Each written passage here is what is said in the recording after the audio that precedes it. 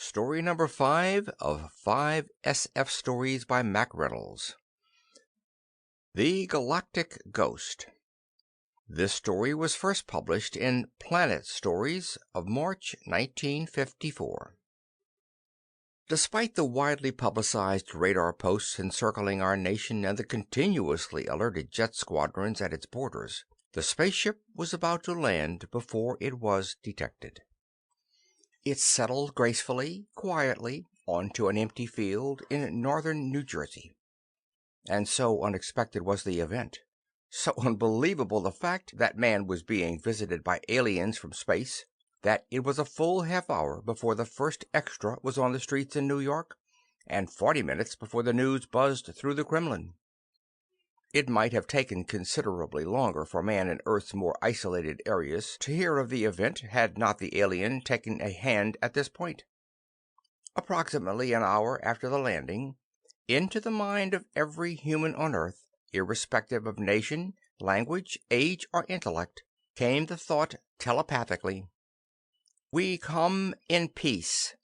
Prepare to receive our message." It was a month before the message came.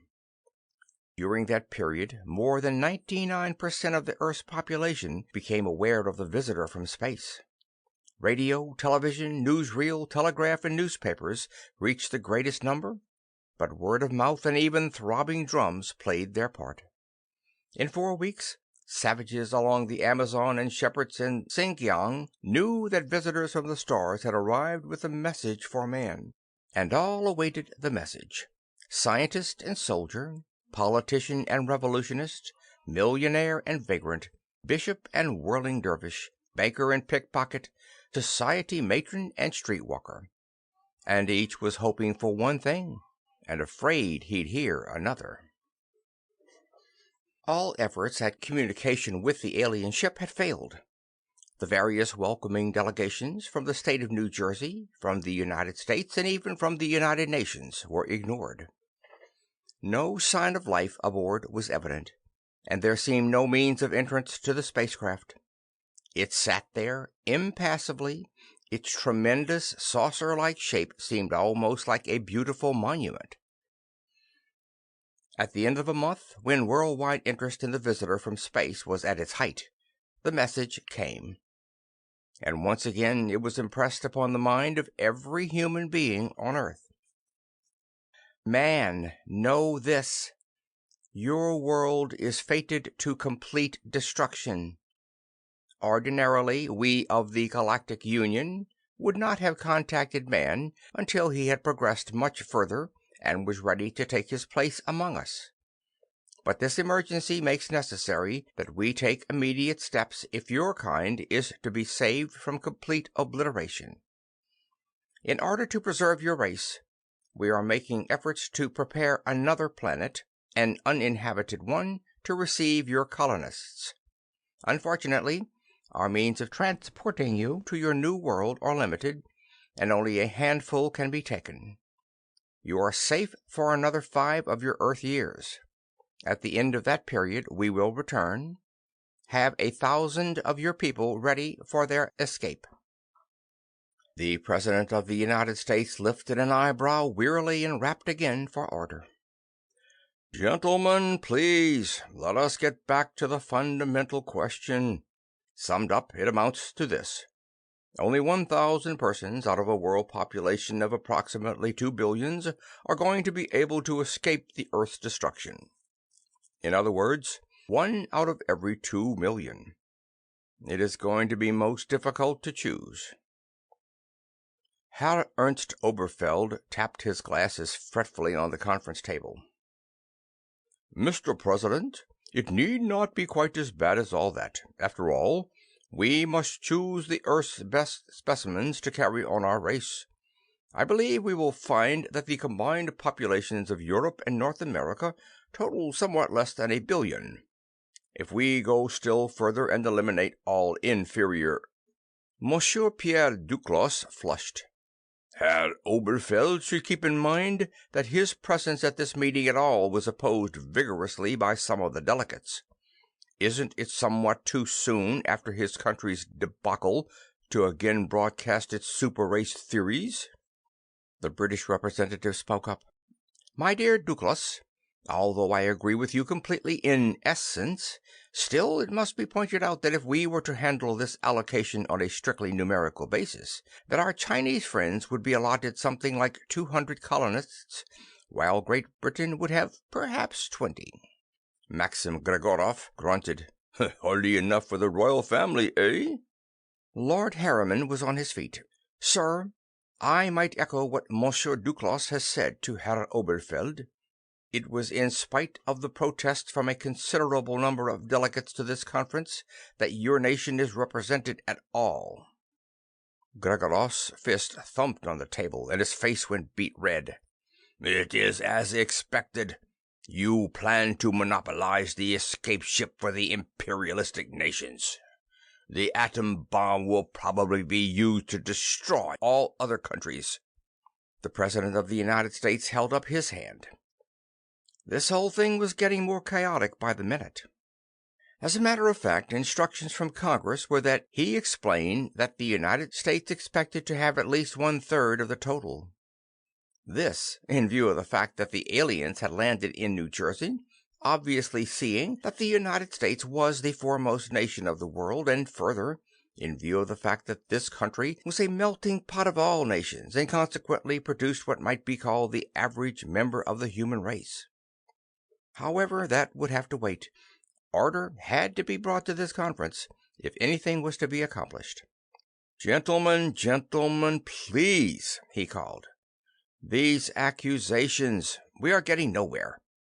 I have taken the liberty to make arrangements to have the representative of the newly formed Congress of American Sciences address you.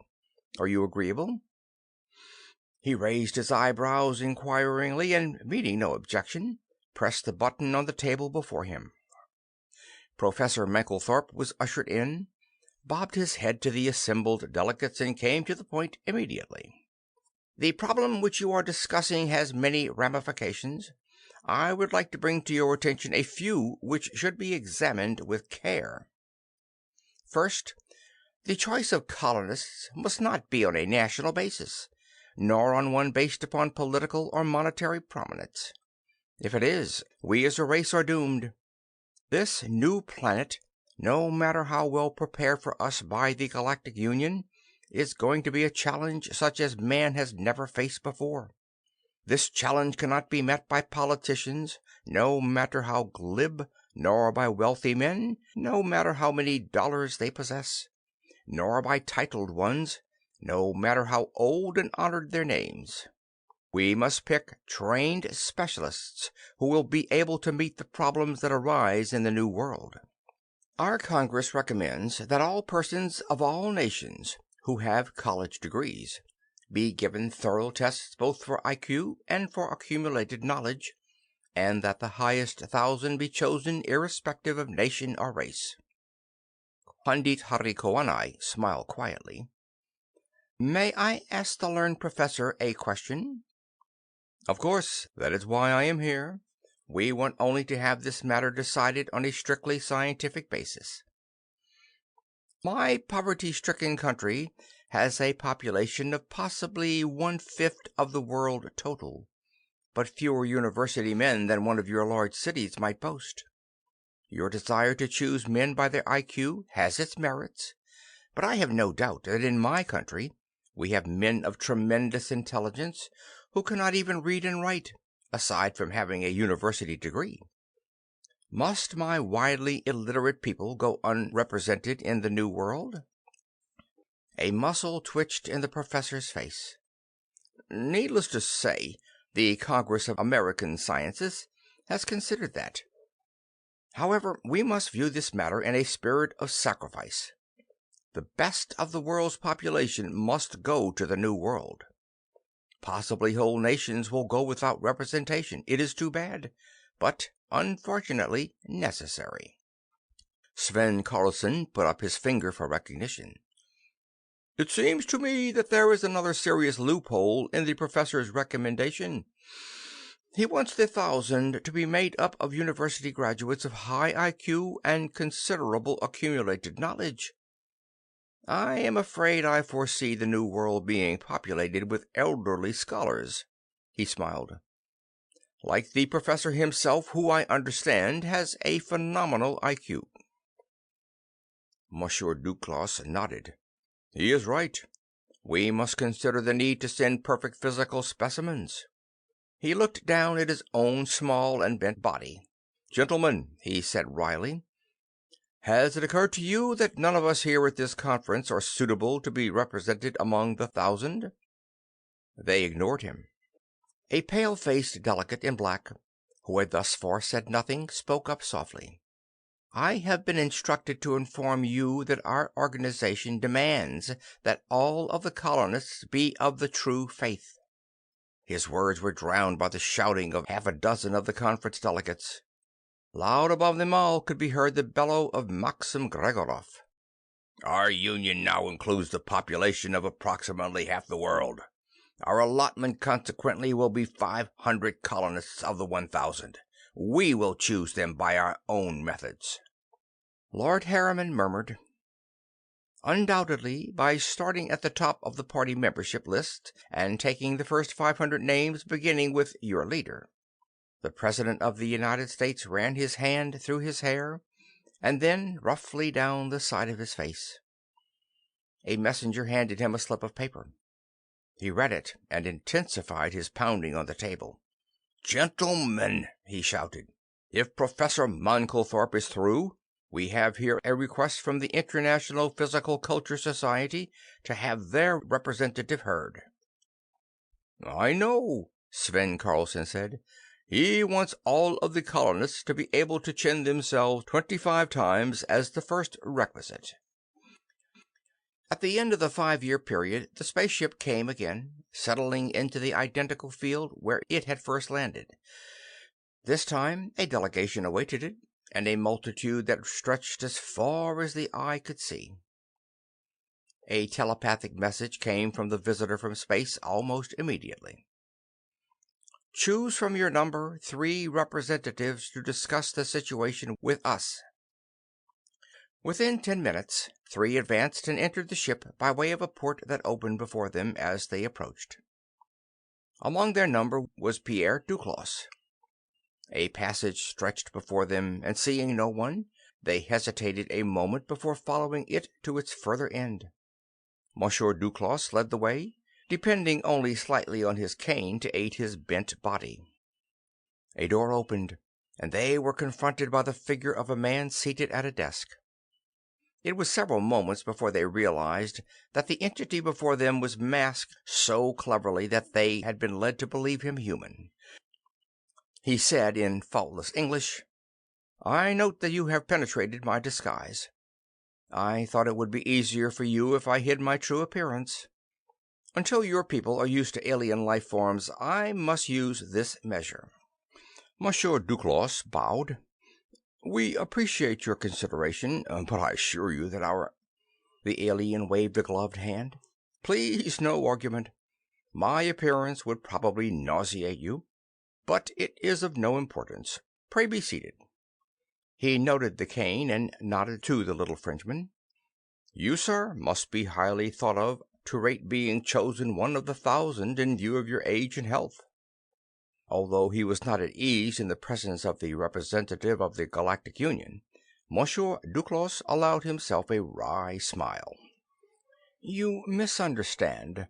I am not one of the colonists. My presence here at this meeting is an honor that has been awarded me in return for some small services in aiding in the selection of the favored ones." "And what were these services?" "Of no real importance. I suppose you might say that the most important was that I was the first to refuse to be a colonist." Bentley, one of the other Earthmen, spoke up. "Had it not been for Pierre Duclos, it is doubtful that the 1,000 would have been chosen, and even possible that there would be no Earth to which to return for your colonists."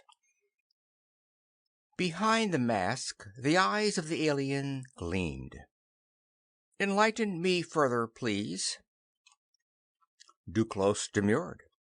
"You honor me overmuch, Mr. Bentley. Let us approach the problem of the colonists and their transportation." But John Bentley went on. "For more than 2 years after your ship's departure, complete confusion reigned in regard to selection of the 1,000. Happily, all-out warfare between nations had been avoided, although conditions were rapidly coming to a point where it was momentarily expected. Each race, each nation, each religion, even each sex, thought they should have the greater representation. And each of these groups in turn were divided into subgroups by wealth, age, class, education, and others. Almost everybody on Earth knew of some reason why he should be one of the colonists. And most of us were willing to take any steps to make our desire come true." The alien said, "That was to be expected. And then?" "And then Pierre Duclos formed his Society of Racial Preservation, whose first requisite for membership was a refusal to become one of the colonists. The purpose of the organization was to find the 1,000 most suitable colonists without regard to race, nationality, creed, color, education, class, wealth, or any other grouping.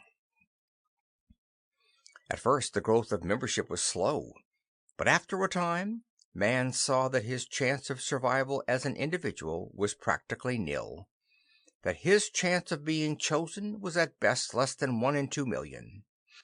When he realized this, his next desire was to make sure that, even though he as an individual was doomed, the race survived. Membership in the society grew rapidly and internationally. The members, you might say, were fanatical. Why not? They knew that they had less than 5 years to live. Why not sacrifice those last years of life in such a noble cause? As the society grew in strength, nothing could stand before it. Governments that stood in the way were overthrown, social systems abolished, prejudices and institutions that had stood for centuries were wiped out. It became necessary to institute world government to guarantee to all equal opportunity. Step by step, the society took the measures necessary to ensure the selection of the best specimens Earth had to offer. And scientific development was pushed to the utmost. We wished to send our colonists off with as much as Earth could possibly give them. We eliminated a dozen diseases that have plagued us for centuries. We devised 1,000 new tools and techniques. In short, said the alien, because of this stimulus, man has progressed as much in this past 5 years as he could have expected in the next 50. That is correct, Pierre Duclos said. It is unfortunate that now we have on our threshold a world really worth living in, that it is fated to be destroyed. I see, said the alien. What would have been a smile on a human face flickered on his. I am glad to report that the danger which confronted the Earth has been removed, and the need to populate the new planet with colonists in order to preserve your race is now eliminated. Gentlemen, the Earth is safe. Man may go on with his plans without fear of destruction. Monsieur Duclos fingered his cane thoughtfully, while the other 2 Earthmen jumped to their feet, thumped each other's backs, shouted, and otherwise demonstrated their joy. They finally dashed from the room and from the spacecraft to give the news to the world. The alien eyed the little Frenchman. And why have you remained? I do not believe the world was faced with destruction, monsieur. I have come to the conclusion that you have perpetrated a farce upon mankind. The alien sat himself down at the desk again. I see you will need an explanation, but you are wrong, you know. Faced with destruction, you were. The destruction, however, was not a matter of collision with some other body, or whatever you might have imagined. The destruction would have come from within. Man was on the verge of destroying himself. One more conflict, or at most 2, would have done it. The Galactic Union has long been aware of man, who has developed mechanically in a phenomenal manner, but has not been able to develop socially to the point where his science is less than a danger. This ship was sent to you in hopes of accomplishing exactly what has been accomplished. We believed your racial instinct would be strong enough to unite you when the race as a whole thought it was threatened with extinction." The alien got to his feet. "I am afraid we must leave now. Let me say that I hope that man will soon be able to take his place in the Galactic Union." Monsieur Duclos winced. "The Galactic Union," he said. "The League of Nations and the United Nations were bad enough." He smiled wryly. "And I thought that with the establishment of a world government, we had abolished such conferences forever. I can just see myself as the first delegate from Earth. Heaven forbid!" End of The Galactic Ghost. End of 5 science fiction stories by Mack Reynolds. These stories read by Phil Chenevert. Baton Rouge, Louisiana, June 2021.